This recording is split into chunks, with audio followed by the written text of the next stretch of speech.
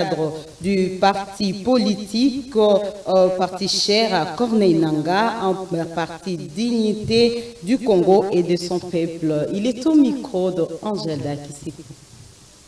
Bopeto, un programme lancé en octobre 2019 par le gouvernorat de la ville-province de Kinshasa pour une durée de 5 ans, suscite beaucoup de débats car pour plusieurs Kinois, ces programmes pour l'assainissement de la ville a lamentablement échoué. Cet avis est également partagé par Maître Hervé Kitebele, président de la fondation Kitebele, également porte-parole du parti Action pour la dignité du Congo et de son peuple. Le programme Bopeto qui concerne l'assainissement de la ville est à notre point de vue un échec cuisant.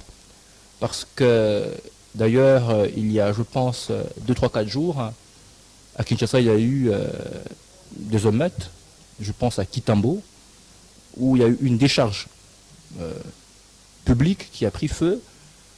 Et nous estimons que ces genres de situations sont de nature à interpeller les autorités de la ville, pour leur dire effectivement que l'on ne peut pas. Poursuivant sa pensée, Maître Hervé Kitebele estime que l'on ne peut pas balayer les grands acteurs avec le balai et s'attendre à un assainissement approfondi. Il faudrait plutôt moderniser ces secteurs.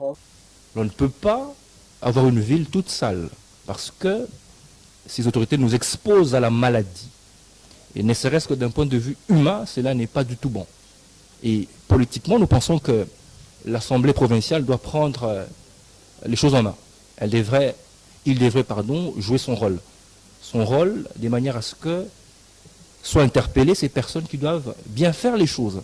Nous ne pouvons pas être dans une ville où nous vivons avec autant de saleté. C'est tout à fait insupportable. Soulignons par ailleurs que ces programmes Bopeto fut lancé en 2019 pour assainir la ville, province de Kinshasa et tous ses acteurs.